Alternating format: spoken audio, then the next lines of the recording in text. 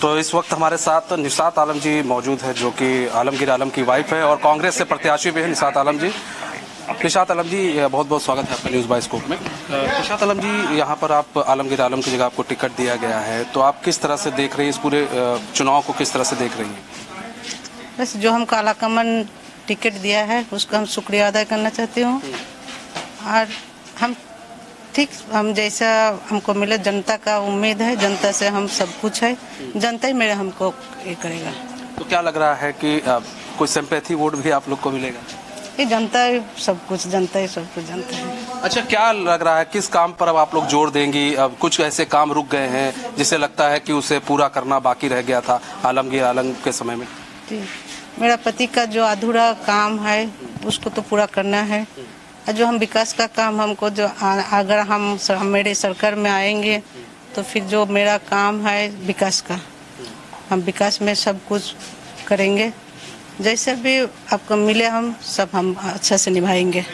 ठीक है, हमारे साथ सुखदेव भगत जी भी है, कांग्रेस के वरिष्ठ लीडर भी है। सुखदेव भगत जी, किस तरह से देख रहे हैं इस पूरे पाकुड़ के चुनाव को? और निशात आलम जी को टिकट आपने दिया है, क्या सोच के टिकट दिया? कि कैंडिडेट आलमगीर आलम की पत्नी है इसलिए दिया है कि क्या? नहीं, मैं समझता हूं कि इस परिवार का यहाँ के विकास में काफी योगदान रहा है।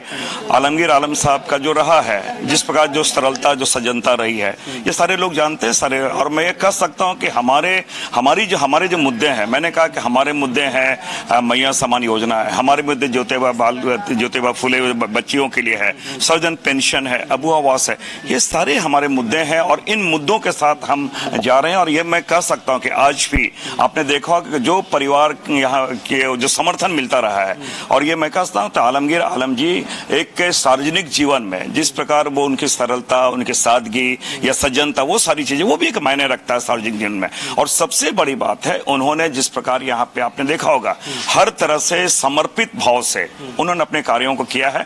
और आज कसता आलाकमान को जो निर्णय है उन्होंने समझा, क्योंकि जिस प्रकार एक षड्यंत्र मैं कहता हूं, और अगर भारत जोड़ो यात्रा के माध्यम से राहुल गांधी जी ने संविधान बचाओ की जो बातें की है, उसके पीछे मंशा क्या है, जिस प्रकार उन्होंने जिस संवैधानिक संस्थानों का दुरुपयोग करके अपने विरोधियों को जिस प्रकार षड्यंत्र करके जिस प्रकार उन पे आरोप लगा के आज भी आलमगीर आलम साहब को जिस प्रकार प्रताड़ित की गई है, मैं समझता हूं कि जनता इन चीजों को देख रही है और ये जनता इसका इस चुनाव में माकूल जवाब देगी। सुखदेव भगत जी, एक सवाल ये भी है कि यहाँ पर आप कह रहे हैं जवाब देगी, लेकिन एक चीज ये भी कि इसको जो विपक्षी पार्टियां हैं और भी जो लोग हैं वो इसको मुद्दा बनाएंगे कि देखिए मैं एक चीज बताऊं तो हेमंत बिस्वा शर्मा जी चिटफंड घोटाले वो साफ हो गए, आपके ये चंद्रबाबू नायडू जी वो क्लीन चिट मिल जाती है। मैंने कहा कि जो संवैधानिक संस्थान है वो एक भारतीय जनता पार्टी के टूल्स के रूप में काम ना करे, और इसीलिए मैंने कहा कि ये जितने संवैधानिक ईडी की बात करें, आईटी की बात करें, वो कहीं न कहीं राजनीतिक प्रतिशोध लेने के लिए वो जानी जा रही है। और यहां भी उनका दुरुपयोग जिस प्रकार देखने को मिला गया, आपने देखा होगा हेमंत सोरेन जी को जिस प्रकार उन्होंने जेल में डाला, हाई कोर्ट का निर्णय क्या था, उन्होंने कहा कोई एविडेंस नहीं है।